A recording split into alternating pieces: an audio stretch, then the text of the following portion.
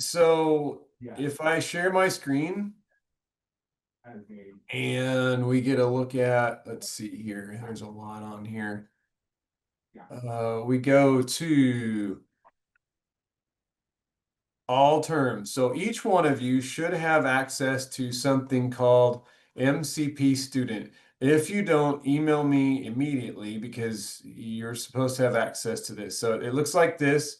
It's a Blackboard shell, and each one of you should have access to this.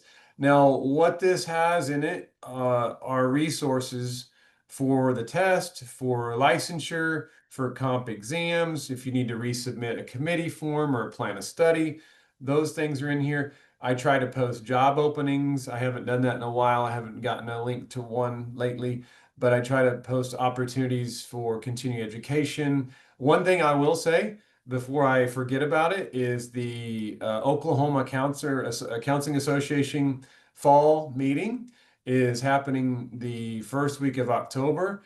Dr. Kirby, who is a former faculty with us, former chair, is the chair of the Oklahoma Counseling Association. So I'm excited for her. I'm definitely going to make a trip down. I would encourage any of you who are interested in going to please reach out and I'll send those links.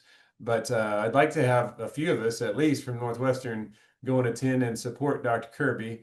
This is the first conference that she'll be hosting as president. She's been active in the Oklahoma Counseling Association for a number of years, and we're very privileged that she is the president. So continuing, if you go to comprehensive exams on the left menu, you'll see that there's something called study resources. You'll see that there's information about applying for graduation. Let's see, I was updated March 6, 2025. Let's update that right now because the official date will be October the 2nd. And again, that's October 2nd from 1 to 5 p.m.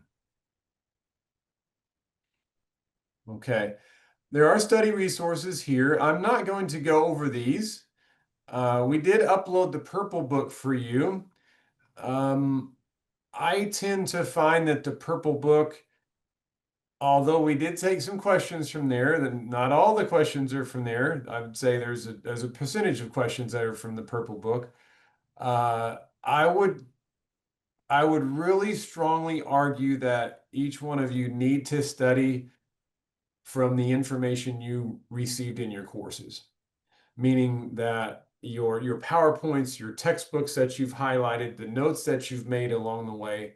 The reason for that is you've already created synapses in your hippocampus that allow you to retrieve that information easier than if you go and try to learn new information from the purple book.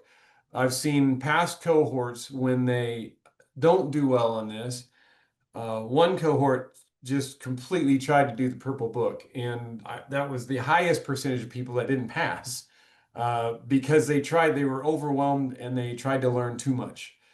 So we'll go over some basic information. I won't say basic, but some fundamental information. If you stick to the fundamental theories, the fundamental theorists, the overarching concepts, the for instance in stats, in research, the really common information that you've encountered, this is really what you want to know back and forth. When you take our test, when you take the National Counselor exam, you'll encounter questions that, boom, you know. And I want you to encounter more of those questions than not. So know like the Ericksons, the Piagets, the reliability, validity, those really, gosh, I've heard those concepts a lot. Have those down because in my experience in talking with other students, our exam, you should recognize most of the material. When you get to the NCE, which is this is a not only a test of all your knowledge that you're retaining from our program, it's also a prep for you as you approach the national counselor exam. That's a necessary step after you graduate, immediately after you graduate, to begin licensure, to begin a process of accumulating hours. The NCE is difficult in that it's 200 questions. You have 3 hours. They give you 5 choices, A, B, C, D, E, versus we give you 4, A, B, C, D. So ours is a little bit easier by nature of its format. But also they have about, well, not about, they have 40 questions that are usually test run questions. They'll try them out. They'll see if they're valid. And so they'll throw 40 questions of the 200 out in an item analysis. And so for your cohort, when you go test for the NCE, National Counselor Exam, they'll take your score out of 160 questions. I have seen that score range from 97-ish to 104. I've seen some outliers above and below that, but generally speaking, if you do that math, what percentage is that? Around 100, around 100 out of 160. The percentage is not that great, right? It's around 60%. And it's like, gosh, if I got that on a test here, I get a D. Yeah, I mean, the bar is there. There's a certain percentage of folks that don't pass. By and large, it's been my experience that we have a vast majority of our students pass on first sitting. I don't have a good number right now because I haven't run those in a while. I say 95%. I'd say it's at least 90%, confidently. 9 out of 10 students pass that on their first attempt. Professor Trammell will tell you she didn't. One thing that was going against Professor Trammell, she wasn't a psych major when she came into the MCP program, so she didn't have a long history of psych in her academic repertoire. Sorry, Dr. Lancaster. I need to update my language there. So if you hear Dr. Lancaster, we don't have a new faculty member. It's Bailey. So just know that as well. So what should you study? Because when you get to the NCE, what my experience was, I recognized about half the material. I'd say I knew probably 80% of that, which I recognized. And I did some test taking strategy by a process of elimination on a lot of my questions. But when I walked out and I talked to my cohort members out of those 200 questions, we really were like, what just happened? So we didn't get our results immediately. You'll get your results immediately because it's computer based. We didn't know. We had to wait a couple of weeks. But really, it was just, I don't know. I don't have a clue because there were about 50% of the questions were Pumpernickel and Rogers talked about this in 1974. I'm like, what is that? Not understanding, like, I don't even recognize the concepts. So don't be freaked out. Don't be freaked out on our test if you don't recognize the concepts. Definitely don't be freaked out when you go to the NCE and if you don't recognize the concepts. Some of those questions will be thrown out. I scored, and other members of my cohort scored well above. We didn't have anybody fail in my cohort.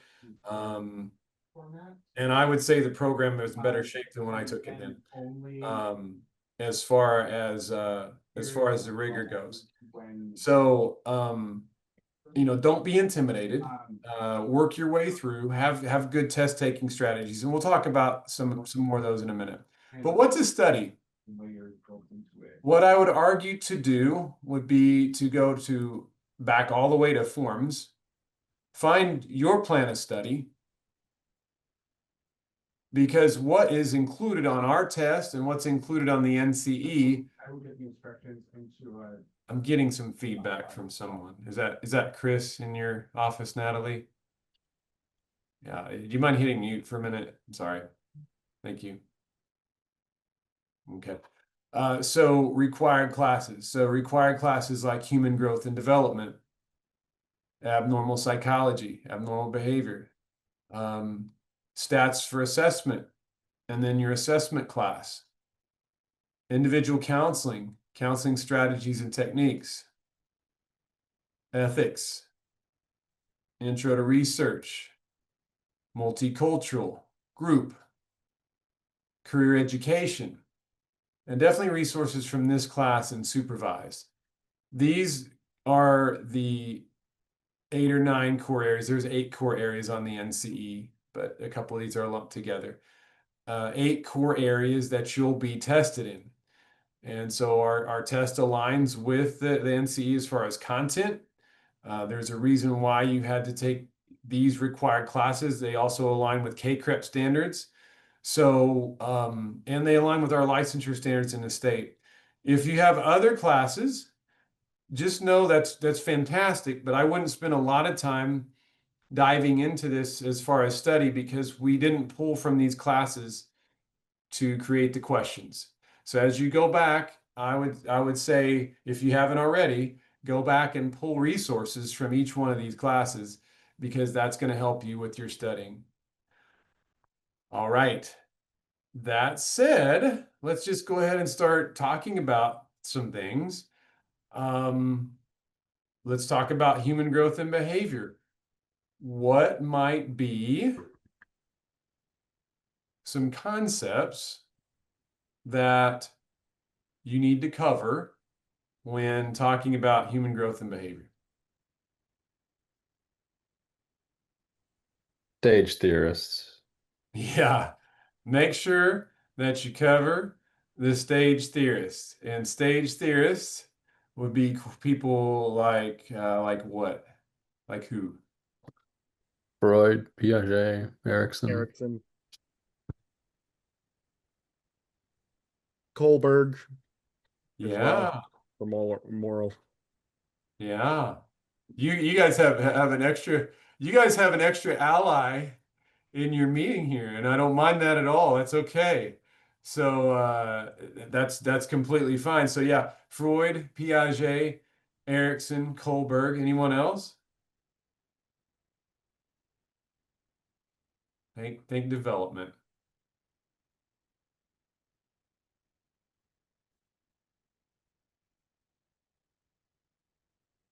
Freud.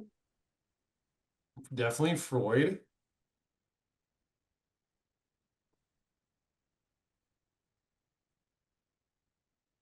So I might even think of people like Adler or Jung. Who was the alternative to Piaget? If you had human growth and development, for me, uh, in the PowerPoint, there was a specific PowerPoint where there was a theorist that provided a counterpoint to Piaget.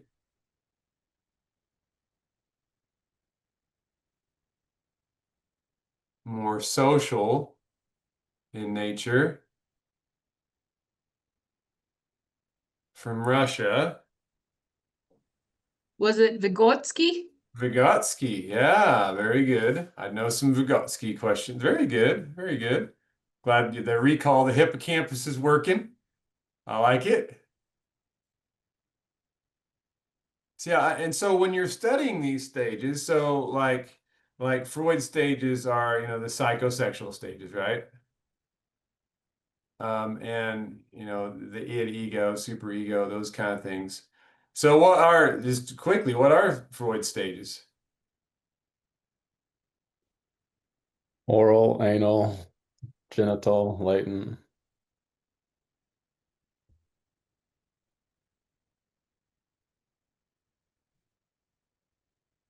Okay. So we go to Erickson. Let's go to Piaget first. There are quite a few Piaget questions. Piaget informs our understanding of cognitive development quite a bit. And so thinking of Piaget stages, what can we throw? So the more that you can throw these things out, just and when you study, I got to take a poll right now. I've just got to. So, oh man, I'm gonna have to keep my whiteboard up. That's all right. Let's see if I can see you guys somewhere else. I can kind of see it. Okay, so I'm gonna take a poll. How many of you all study by flashcards? A few of you study by flashcards. How many of you study just by reading? Okay. How many of you study by putting a concept down and then writing everything that you know? Teresa, good. And Jordan, I would argue that's the one that's going to help you. And maybe don't make the notes, but as far if because that's going to help you really know what you know. Because if you think of Piaget and you can't think of the number one stage, which is what? Sense motor. Sensory motor. Good. Sensory motor. And you can't think of the next stage, which is what? Pre-operation. Pre-operational. Yeah. Operation. Now there's some nuances under sensory motor too, but I definitely get the the broad ones down. And the next one, Concrete operational.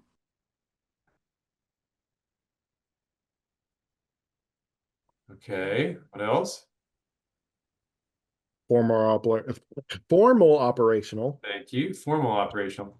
Now we've done a good job of labeling, so now there are different things and subsets underneath each one of these. So how well can you go in and talk about some of the hallmarks? Like what's one of the hallmarks knowing whether somebody's in pre-operational or concrete operational, or even from sensory motor? Object permanence. Yeah, you lack object permanency in sensory motor. Very good.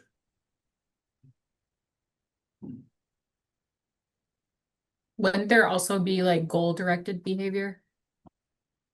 Yes. No. Piaget is also interested in ability to perceive somebody else. And that's one of the critiques of Piaget is he's so little kids short of how well they're able to kind of take other people's perspectives. And so under pre-operational, there's also this perception of conservation, lack. So they lack. Anybody can fill that out for me? Like think of the big glass, the wide glass versus the tall glass, and fooling the kid, which is conservation of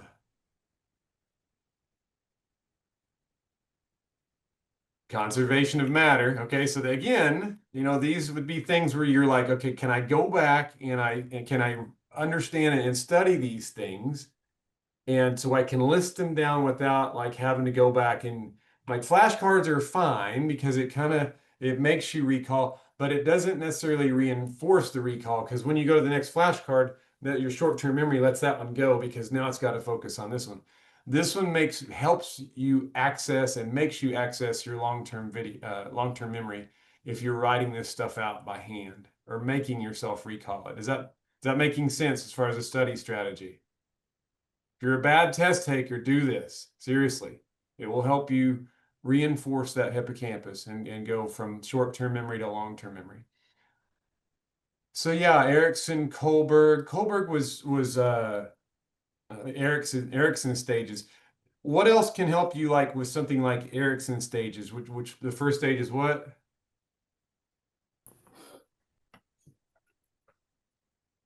Trust. Yeah, trust versus mistrust. All right, and then so if you make a mnemonic, which I did, there's like TIAAA. There's either a bunch of I's or A's, identity versus isolation, identity versus role confusion, intimacy versus isolation. So remember all of Erickson's like conflicts. There are how many stages? 8. Yeah, there are 8 stages.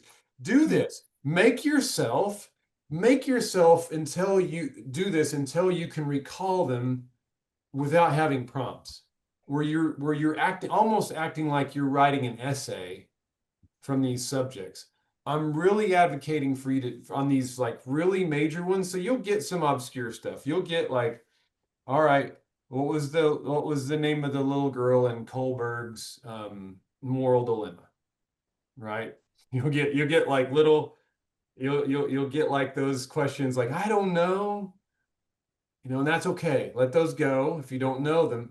But the stuff that you can know, really dig into it, really know it well. Even if you're falling asleep, make yourself know it. Yeah, so Kohlberg moral stages, another stage theorist. Vygotsky, really like as an alternative to Piaget. Just a different perspective. Didn't necessarily always contradict, but it was definitely a different perspective from what Piaget offered. So pretty good there. Anything else from and there's more. I mean, definitely dig into your human growth and development notes. Definitely, I would say consult some of the Purple Book to see the nature of those things. If you know something kind of and you remember it in class, go back and try to learn it. If you didn't learn it in school, I wouldn't encourage you to try to learn it right now at the end of your program. Why might that be?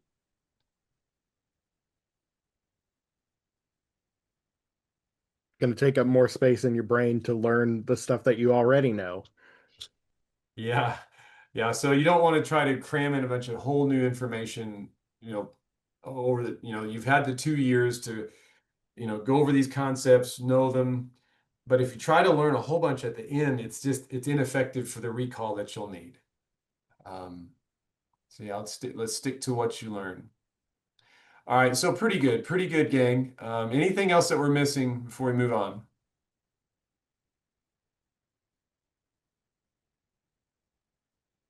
No. Okay. So let's go to, I'll move to multicultural. Let's see if I can delete some of this stuff. Sorry, the screen looks different from what I am used to. All right, what are some things from multicultural that you might need to know?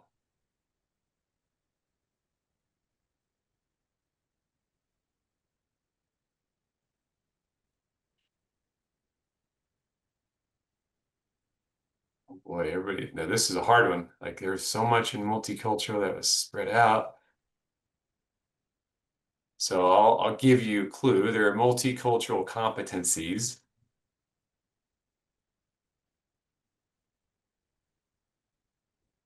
What are these?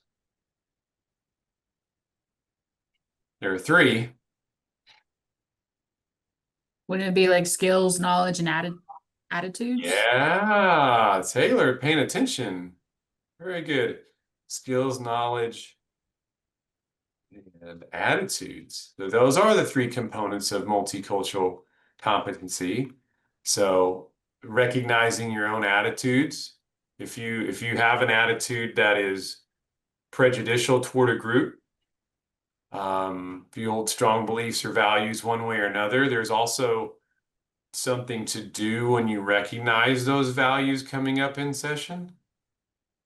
What do you do? What do you do when you recognize prejudice within yourself, or I'll even say strong countertransference, because it doesn't always have to be, it could just be something that really affected you too. So it could be a skill that's used in multicultural counseling, but also something where you're experiencing strong countertransference. What do you do with that stuff as it's coming up? Bracket it. Bracket. Bingo, there's the key word. And bracketing means what? Set it aside. Set it aside. Literally think of taking that, whatever that is, putting it over here on this shelf. You're not denying it. You know it's there, but you also have to maintain that positive regard unconditionally for your client. And so what do you do with it afterwards? Now that's the deeper part of learning that I'd like for people. What do you do with that afterwards? Consult with other professionals, deal with it with your own personal therapy, There you go. Yeah. expand your knowledge. Yes. And then that leads into, I may need more knowledge. You know what? If you're working with a person from an oppressed or group, a minority group, definitely need to learn more knowledge.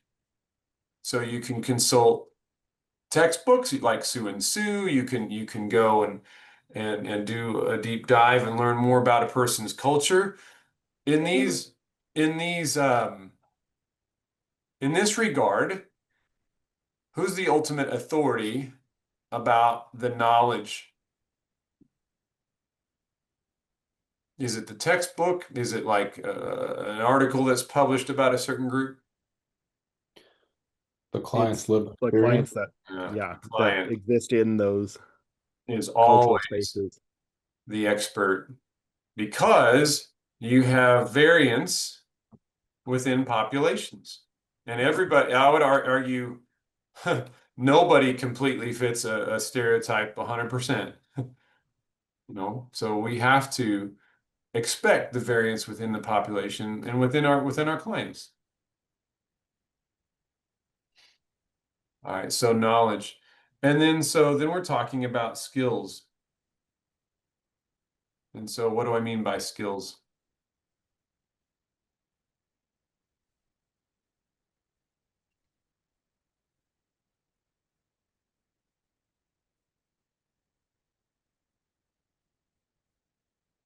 Being able to hold space for open space for individuals who may be different or It's not just holding the space. It's developing skills specific to the population and client that you're working with. So I appreciate learning more about their absolutely and populations. becoming proficient with. So for instance, I supervise a heterosexual cisgender heterosexual counselor. However, I would argue that they are becoming an expert and very proficient in working with people who are either gender expansive or also people who are lesbian or gay. And so or people who are gender queer. I would argue that because of her experience and learning more through the experience of working with people from those groups, and also from her own self-study, that she's become somewhat of an expert. And I would argue that she could kind of hang a shingle as being, I can specialize in helping people from different populations. So I'd say argue self-study, also continuing education. All right. So there's a lot packed under multicultural competence. Yeah, we've got the skills, knowledge, and attitudes, but there's a lot packed under there too. One other thing that I might notice, we live in a culture in the United States where we really value individual liberty. Conversely, there are other cultures out there that highly value the functioning of the group. Are there terms that capture these ideas? Individualism and and collectivism. collectivistic Good. cultures. Yeah, very good. So you all know what I'm talking about. So I'd recognize some differences. I'd be able to identify, the hallmarks of individualistic versus collectivistic cultures. Also, I'd spend a little time in Sue and Sue, with marginalized groups. I think I'd spend a little time working, thinking about, working. And so again, in Sue and Sue, there are these, like, you might say they're stereotyped, but they're also, there are kind of rules of thumb, but every client is different under that, kind of rules of thumb. So think about considerations working with African American populations, with Native American populations, with women, with people who are LGBTQ plus. So think about those populations as well. Okay. Now moving on. So basically what I'm doing is just going down our list. So let's go to advanced abnormal psych. What might be some things that you recall from abnormal psychology?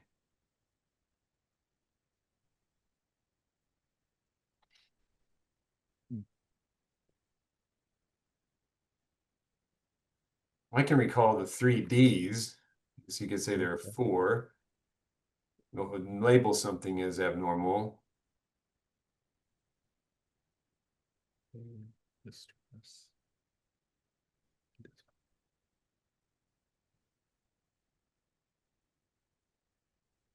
Deviance, dysfunction, danger. Hmm. That rings a bell. Distress. Distress. Thank you. There's the 4th one. My own hippocampus isn't working. There you go. Yeah. And so if you're making a diagnosis of somebody, you're considering a diagnosis, there are certainly a couple of things that are considered when making a diagnosis. Which one of these would you say is inherent and prevalent in nearly all diagnoses in the DSM? Dysfunction. Bingo. Thank you, sir. Yeah. Just by, and it's really dysfunction as experienced by the client. In many cases, it's also observed dysfunction, like somebody who's maybe addicted or maybe a child who can't, really recognize their own dysfunction.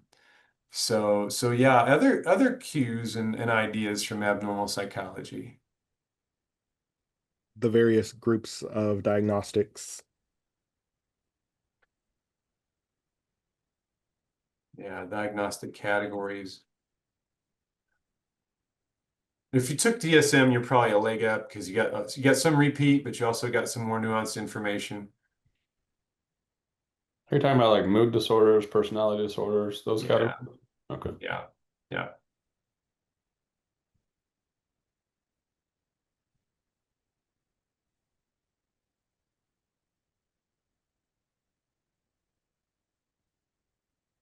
Yeah. So, identify some of those categories, hold those apart. Anything else from your abnormal textbook or abnormal class that's standing out to you?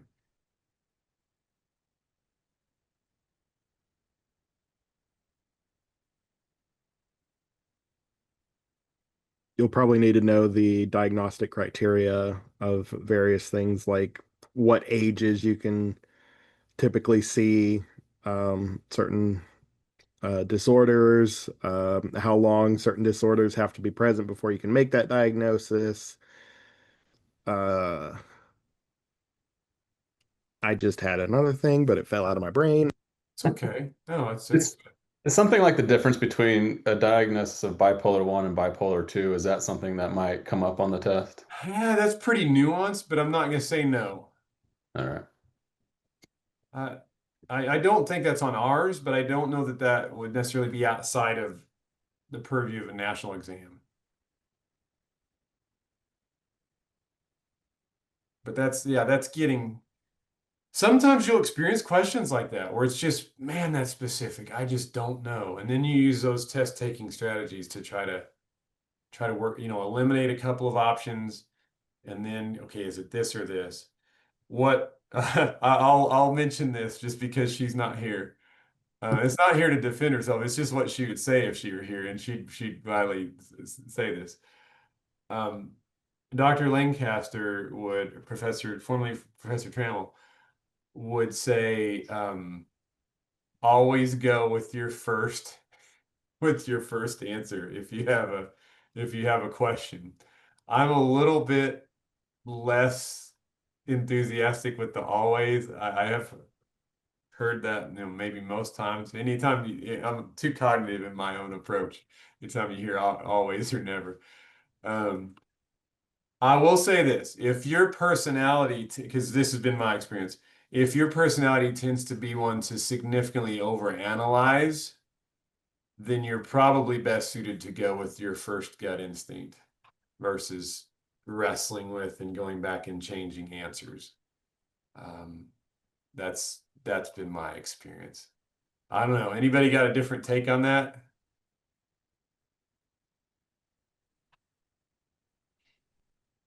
I Sometimes know for me, answers I show usually up. I was Sorry, gonna go go ahead. ahead. you go Peyton. ahead, Amy. I was just gonna say sometimes the answers show up in other questions, Mm. in the test, so you can go back and change it or something like that. I've definitely seen that. Definitely seen where you've got your answer located in another question. I studied from the audiobook. I got the purple book and it was just, it wouldn't hold my attention. I couldn't even hardly get through a page. And that I think is a common complaint out there. So at the time that I took the NCE, I bought the CD set. Now they have where they will transcribe it to AI, read it to you, and the audiobooks. But I just played it in the background everywhere I went, everything I did for about a month or two prior. And as I was playing it, what I did in my head is I connected with the way I had studied as a student throughout my whole career. And I am a recaller. So what I will do is use a whiteboard, put a concept down, write everything I can think of about that concept to connect it so I can visually see it. And I take a lot of notes, though I very seldom ever read them again. So whenever I got that audiobook, I would do that in my head versus on the whiteboard because it was a skill I had used much of my college career. And it helped me on the exam because I actually have kind of a success story on the exam.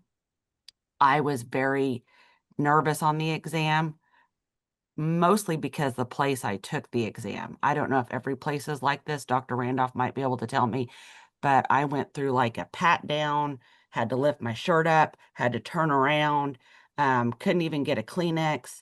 There was doctors and attorneys and all kinds of different people in there taking it. I took it in Tulsa. And so anyhow, I got about halfway through my questions and I realized that I was not working through recall like I did when I was studying on my exam. And I was about halfway done. So I had about an hour left. And I know not to go back. Everybody says don't go back and redo the questions. But I was like, you know what? I know my processing wasn't there because I know what it looks like because I've been listening to this audiobook and I've been doing it in my head. And that's what I did my whole college career. So I went back, erased everything that I did, and re-answered every question in an hour while I was connected with that processing. And I feel like it was once my anxiety went down is when I was able to connect. And I scored a high A in every domain. So like a 95 and above in every domain, even on the domains that I thought I'm not as strong in, like stats. So for me, what I would say is what Dr. Randolph is saying, is find the knowledge that you've been acquiring all these years, process in that way, and then find a way when you get there to work through the information. A lot of my questions were applied, contextual, if that makes sense. So this theory with this presentation of this situation, what's the best answer out of the four? And then I had to think about, okay, I narrow it down to two. These two look like they're pretty good. They could be right, but I got to think about it. How is the test taker writing this question? So I would usually go with the textbook answer because a lot of times my clinical knowledge was also getting in the way, if that makes sense. So that's my recommendation. That's my NCE story. And I was looking up on the phone for you guys, but there are a lot of resources out there. And I'm going to see if as an instructor, I can request those. And if they allow me to have them, I will post them for you. All right. Thank you. Thank you, Professor Adams. Let's move into stats. Stats first, and then research on the heels of that. So thinking about statistics, what are some ideas, some concepts that you should probably grasp? Reliability and validity. Thank you. Hypothesis testing. Standard deviations. Thank you. Independent and dependent variables. Thank you. It gets into research a little bit. That's okay. We learn. The different types of validity. Yeah. Content. Criterion. Statistical significance. Yeah. P-value. P-value, yeah. Standardized scores. Yes.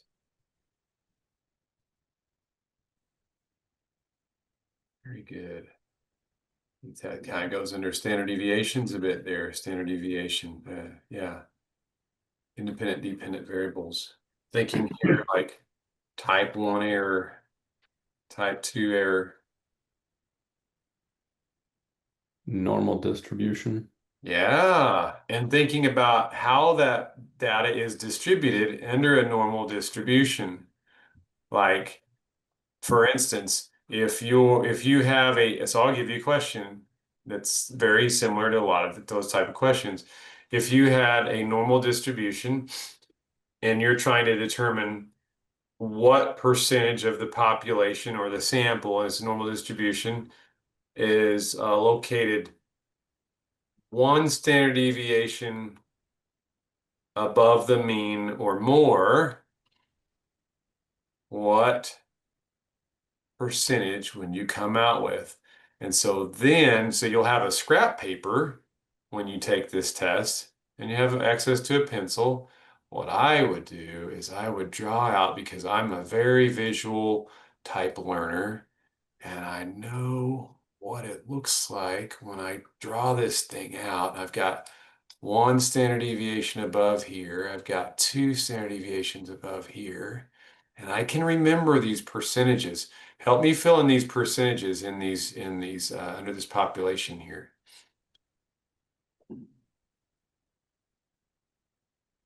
From the mean to one standard deviation above is 34%, right? Bingo, yeah. So there you go. So there's 34. I'm just going to fill those in because that helps me visualize the whole thing. And if I have another question on the test that uses this, which there might be, I can go back. Now, how about this between 1 and 2 standard deviations?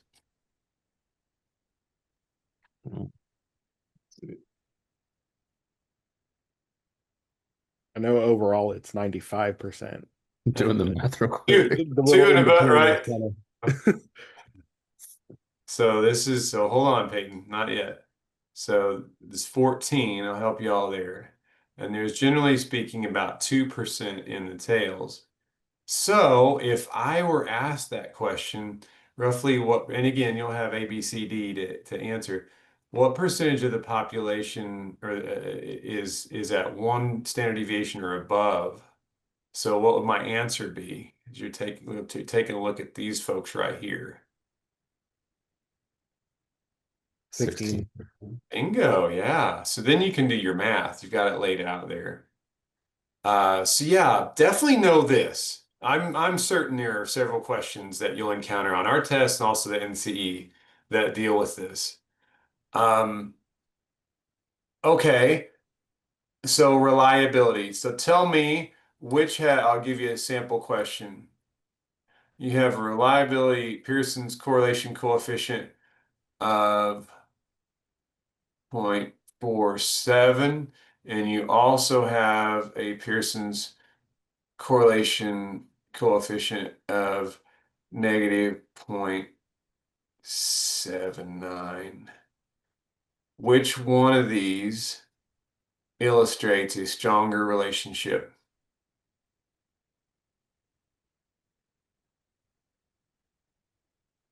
The negative 0.79, right? Yes, and describe your answer. Why you went with that one? It's a negative, right? Well, why would it be a negative? Even though it's negative, it's closer to the 1, which would represent like a full alignment of.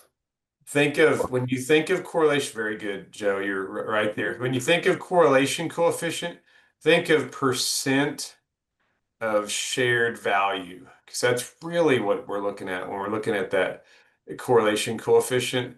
So percent of shared value. So if you have negative 79, that's really telling you 79% shared, even though it's in a negative, it's showing you that there's 79% of shared value between these two variables. So 79% is bigger than 47%. Is that making sense? So don't let the negatives and positives fool you on those kind of ideas. So that'd be another example question, or kind of working through. A lot of these questions will require you to work through rather than just recall a concept. Anything else you can think of with what? And again, like we did at the beginning with human growth and development, try to draw these out. What's another word for reliability? Consistency. Consistency. And there's different types of reliability, right? Test, retest, inter-rater. Again, try to draw these out. Well, what is each one? And then validity, like you were talking about there, Peyton, criterion, content, face validity. Try to work through the different types of validity as well. So even though you can identify these concepts, then, with your outline, make some bullet points underneath. What are some really important ideas under these concepts?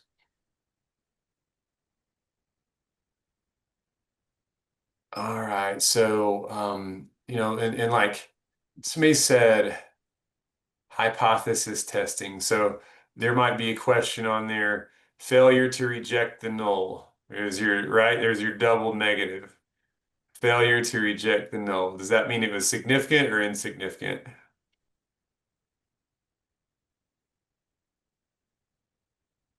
I know it's tough to work through because of the terminology. But if you fail to reject the null, it means the null hypothesis was true, which means generally you did not find significance. Okay. That's pretty good. We're running short, so let's go on to some others. All right, think about ethics. What might be some things that we need to remember about ethics?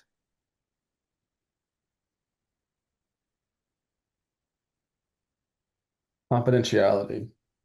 Yeah, consider confidentiality. What else? Informed consent. Nope, informed consent. When to break confidentiality, right?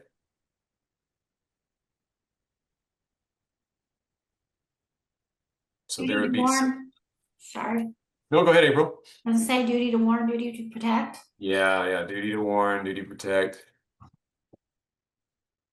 How about thinking about child abuse or crime?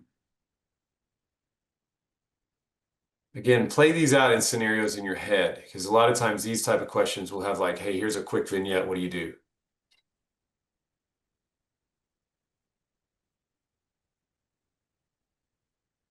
So also with ethics, think about Oklahoma standards, and definitely I need to make a huge note. So the Oklahoma standards have changed again. So they changed last year suddenly about the requirements of supervision, and they've also changed again this fall. The board is making some really significant decisions in changing. So, oh my gosh. So these questions, if I don't get to that at the bottom of the pile, they will be thrown out if they're invalid. But I need to make hold on, I'm checking my calendar. Change Oklahoma ethics questions. So for instance, you have requirements for supervision, right? After you graduate, how many hours do you have to complete? 3,000. Yeah. And it's, what is it, Total hours? 150 or 200 of direct or 300? I can't remember. Yeah, it's 1,000 direct, 2,000 indirect, it's isn't like it? 300 direct now. It used to be 3,000 and 1,000, or sorry, it was an odd percentage. They got rid of their odd percentage. Definitely 3,000 hours total. How often do you have to meet with your supervisor? Once a week for an hour. It- Is that right? It's So, that's one of the things that changed recently, isn't it? Yeah. Okay. yeah. LPC is actually 45 minutes. Now it used to be 90 per week total. Doesn't matter about it used to be 100, it used to be 90 for every 40 hours. Now it's 45 minutes per week. LADC is actually different. LADC is 1 hour per week. See, my brain was just going off of Rama Abercrombie just got past everything and she's in her candidacy right now, and I was just kind of going off of what I've been listening to with her. So I'm curious if she knows about the changes. So I'll like share I that bet with her. she does. They just changed them. So how often for supervision? LPC 45 minutes, LADC 1 hour. What do you do if you have an ethical dilemma? Use your decision-making model. Thank you. There are several out there. I think we use one by Forrester, I believe it's one that we typically promote in that class. The 10-step model is promoted by the ACA. Is that right? Because I'm surveyed that class in a while. That name doesn't sound familiar, but Okay. Well, does 10-step model sound familiar? No. I can Well, I can I had a weird ethics class, so this is news to me. Okay. Decision-making models are important. I'm glad, Joe, that you pulled that out. That is really important. There are also Kitchener's moral principles. So there are 5 that guide our ethics, which is things like autonomy. What else? Beneficence. beneficence, non-maleficence, Yeah. fidelity. Yes. One more. Professor Adams, you got it off the top of your head? Dang it. I need to review myself before I got here. There's one more. There's 5. So don't let this review fool you. Not coming to me. Yeah. You may want to look it up real quick. Kitchener's 5 moral principles.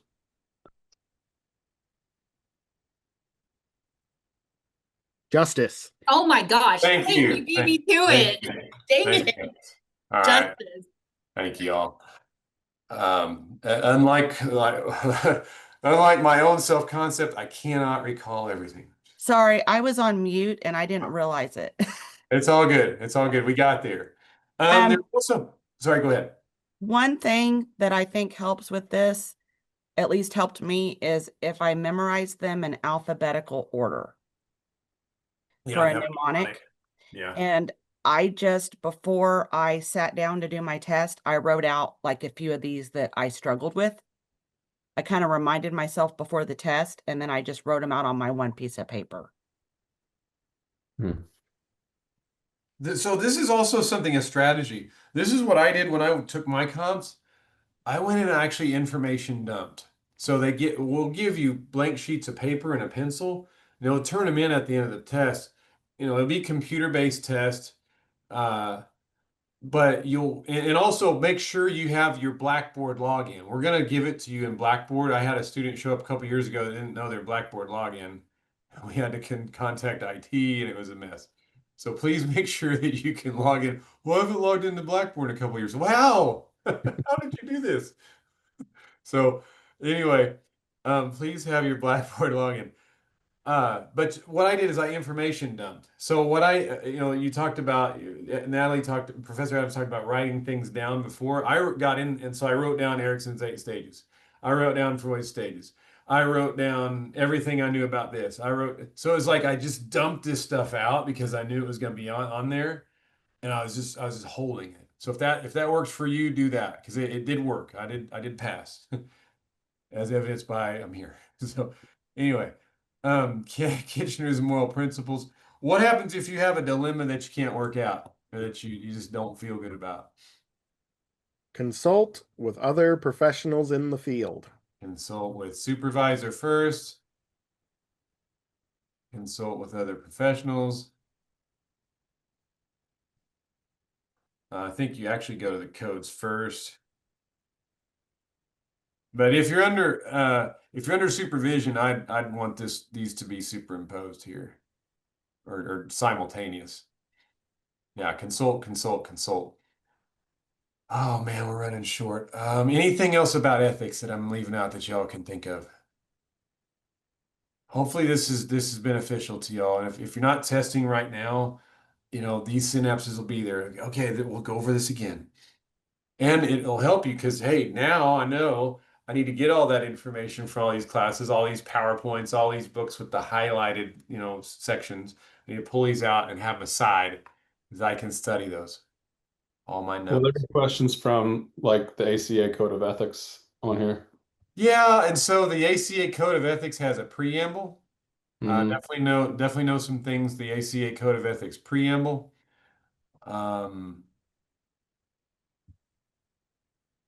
There will be a few things. Now the ACA Code of Ethics is long and difficult to discern. We're not going to highlight every little thing, but definitely know the preamble and gosh, duty to warn is probably in there. Uh, limits of confidentiality. So there'll be a mix. There'll be a mix of Oklahoma ethics and rules in ACA.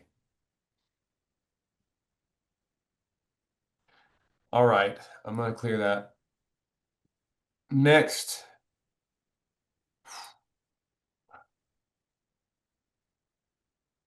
Let's go to theories. Theories is a big one. Typically, that holds a big space on our test and also a big space on the NCE.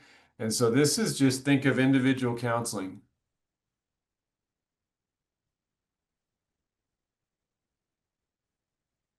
All right, again, Roy, who else? Just go down the list.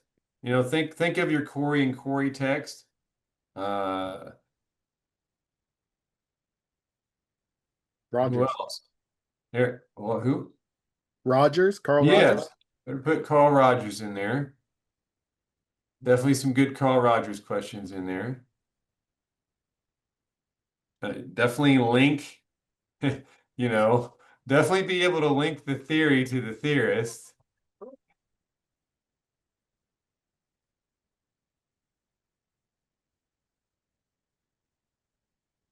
Adlerian. Yeah.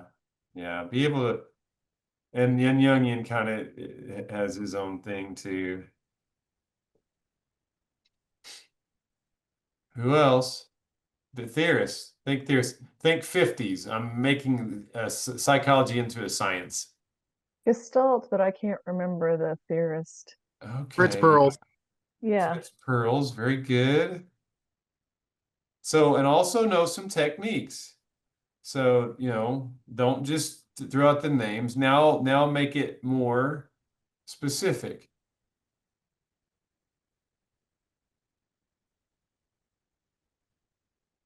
So if you've had me, the 6 core conditions.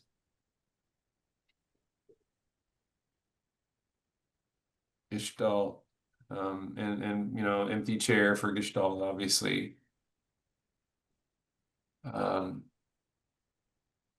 Existentialism. Who might you put in for existentialism? My gosh, what was the guy's name from the concentration? Yalom. Frankl. Yeah, And very good. That's Isn't Yalom an existentialist? Yalom. Yalom would fit in that camp. I don't think it's on our test. There's another one. May.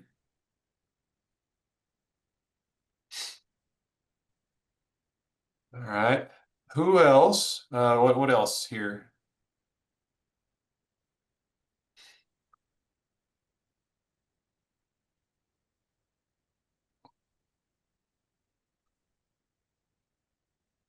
Oh, we're all brain dead now. I had you dump everything out of your hippocampus and cerebral cortex. I'm ready for lunch. Feed me, Cure. Are you looking for behaviorism yet? Yeah, yeah, Skinner, behaviorism, yeah. Very good. And then after behaviorism, left out the what? Skinner left out the what? Cognitive behavior. Yeah, thank you. And that's people like who? Beck. Yeah, Ellis. So think Beck, really CT, cognitive distortions. Other things Beck might have, like catastrophizing. Um, there's a bunch more. I'm with y'all with the hippocampus. I'm actually probably the best expert on Beck because it was my theorist. So I'm falling short. Ellis's technique is what? A, B, C, D. That It you? is. That's actually the next bullet point over. What's it called? He had a name for it.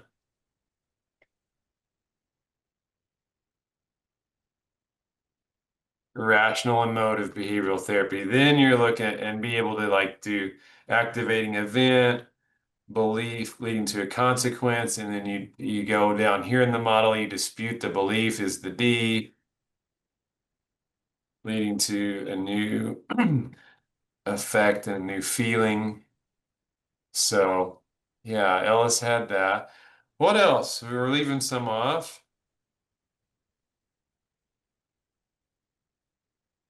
Dr. Kirby was a reality therapy.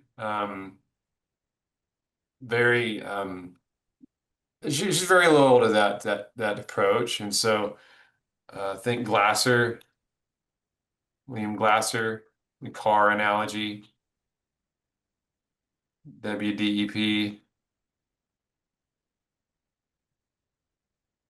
It's always about like the present moment and what your ing, what you're doing currently with reality. She um there's a person named Robert Wobholding. I think I'm spelling that right. I think there's a couple questions on there. She went and saw him like at a conference. Enjoyed that. So there might be a couple questions on there. Quality world picture, which is very similar to something in SFT or solution focused therapy.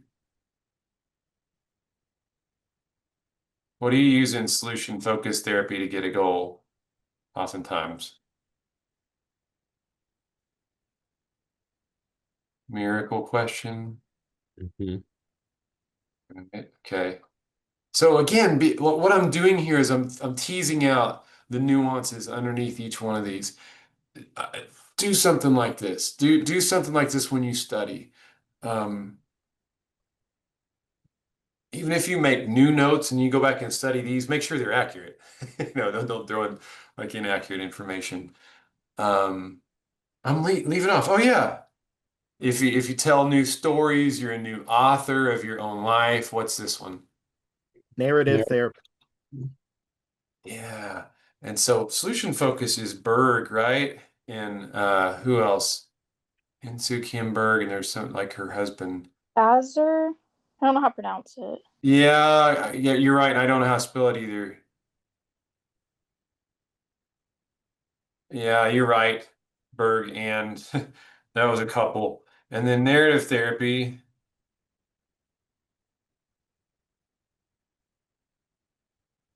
Again, externalizing the problem. Who are the narrative therapy guys? I can see them on a beach in Oregon. I can't think of their names. Two dudes. Oh my goodness. White and Epstein. Epstein and White. I got it. At least I got that one.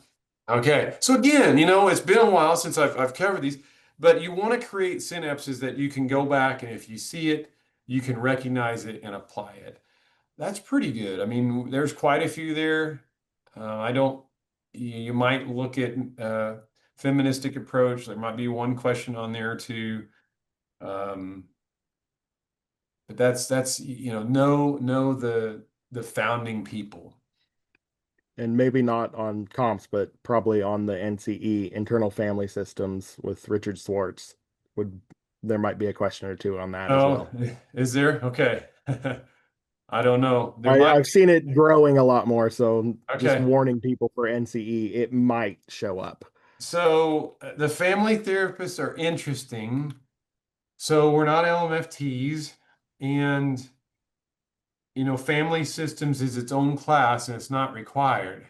So yes, but I think I would, definitely know people like, oh my gosh, definitely know people like Virginia Satir, know who that is, Richard Whitaker, all the big names in that one. Oh, there's a couple more. I wasn't prepared for that question. Bowen. Yeah, Bowen, Murray Bowen. There's another one too. Yeah, definitely. Oh, we're missing it. So, gang, we're short of time. So I'm missing out on career, and I'm also missing out, and I don't mind coming back next week, but I'm missing out on career, and I'm also missing out on group. Other than that, I think we pretty much covered it. Questions at this point, because we're really short of time. Okay, there. Okay, so thinking about, and also if you're wanting the recording, Professor Adams, when you get a chance, share that hard copy with me. I'll condense the video and share it. Okay. Okay. So thinking about group counseling, first off, let's think of theorists that may have influenced group counseling.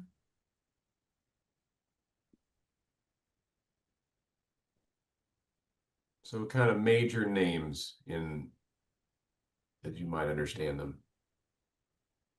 I know we talked about Yalom for sure. Yalom is probably the most prominent group practitioner scholar.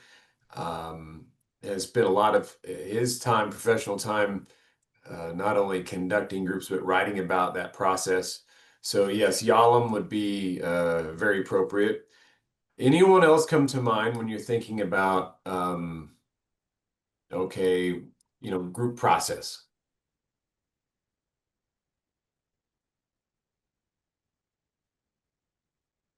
Think stages. So think stages of group.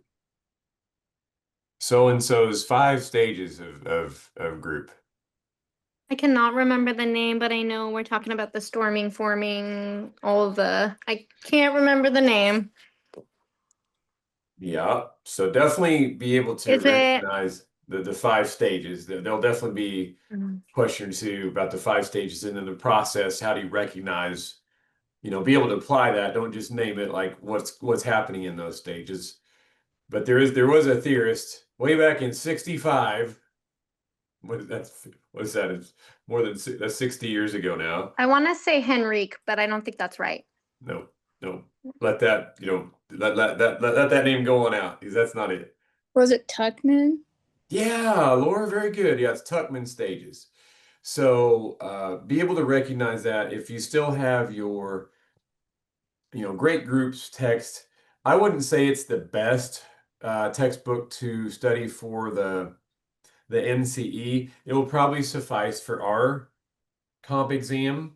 Corey and Corey have a group book, and that's generally what's pulled from. I think that was put out there as a supplemental. I'm not sure. I think I required it. I think when I taught, I required it. So you'll be able to find very valid group counseling information in there for studying. Definitely don't get lost in the weeds. Stay on the main topics, the bold print words, the primary concepts. Think group leadership skills. if we're thinking about like group leadership skills, what are some of the things that you all practiced while you were taking that group counseling class? Drawing out, cutting off. Good, Joe. Linking. Yep. Very good, Peyton.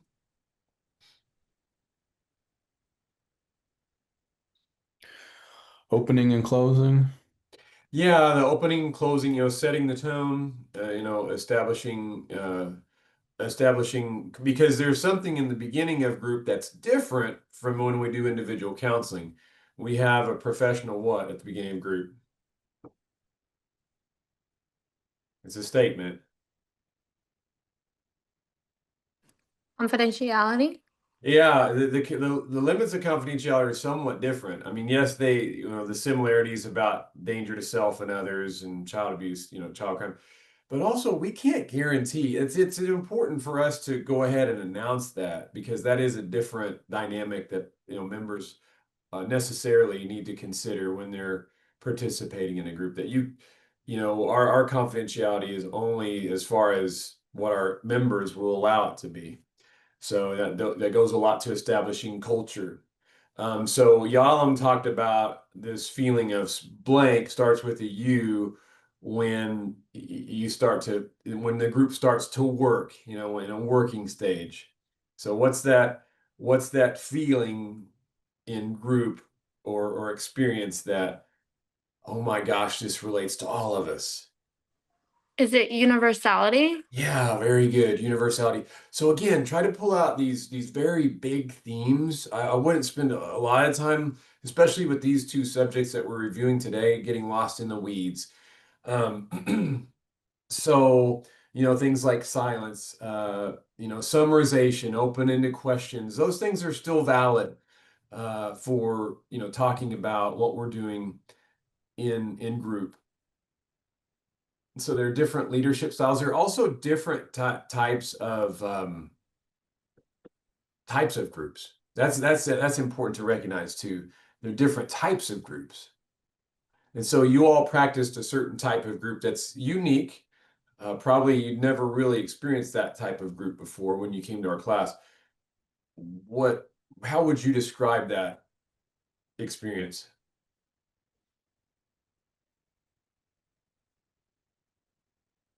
What name would you put on the type of group that we conducted as a class? Process group. Very good. Yeah, it's a process group. It's in the moment. It's more gestaltish. It's more existential in that you are in the moment, here and now. That's really what you're looking to facilitate as the group leader. But also there are other types of group. If you're giving education, how's that, the official term for that if you're presenting information? Psychoeducational. Yeah, psychoeducational group. You also could have a theory-driven group, like a CBT type of group. So you think of your theories, your cognitive behavioral therapy, a behaviorist-driven group, group counseling. So those would apply to as well as the approach. You could also have support groups, the true psychotherapy groups, which is what we tried to, emulate. Be aware of the different dynamics and why you might want to have an open versus closed group. What's the difference between an open versus closed group?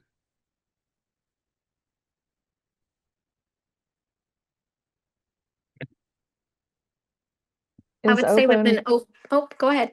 Go ahead, Felicia. I'm here for I you. was Go gonna ahead. say, maybe with an open group, you have people coming and going, so there's not a whole lot of closure, or people are in different parts of the healing process and all of that.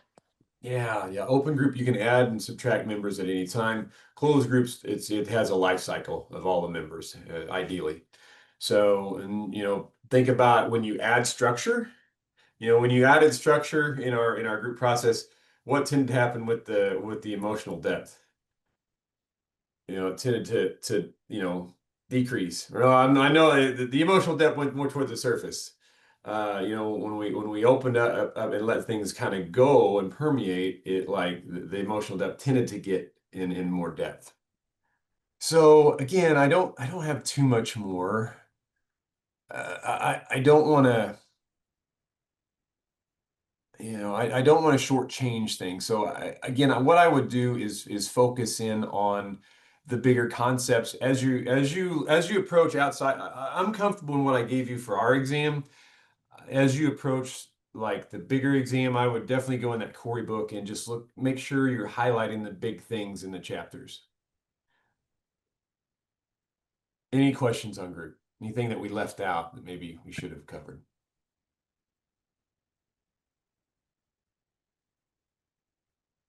Okay, let's go to career. So career again tends to be a smaller section. I will say that the ACA, the American Counseling Association, originally began as I think it was the AG, American Guidance, as the AGCA, the American Guidance Counselors Association. So we owe our existence as counselors to guidance counselors, because this, like the American Counseling Association, its inception was guidance counselors. Excuse me, guidance counselors.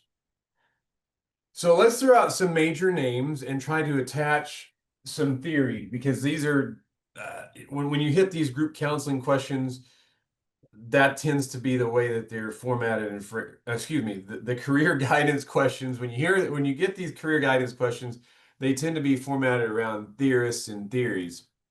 So a couple of huge names that stand out to you as you're thinking about this. So I know there's Parsons. Frank Parsons. So if you were going to attribute a theory to Frank Parsons, what theory might you attribute to him?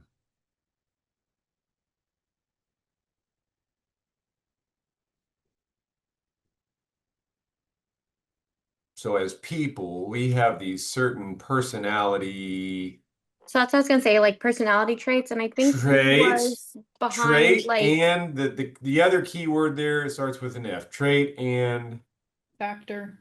Yep. Thank you, Sarah. Trait and factor theory. So please connect Frank Parsons with trait and factor theory. It's very good. All right. And a couple more major theorists in their ideas. Holland. Yep. Holland is definitely in there. What did Holland provide to our understanding? It's like the RASIC or the realistic, artistic, all those types of personality that also match the types of jobs.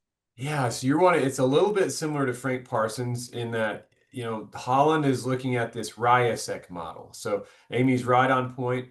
She's recalling some of those terms. So RIASEC gives us that acronym RIASEC, realistic, investigative, artistic, social,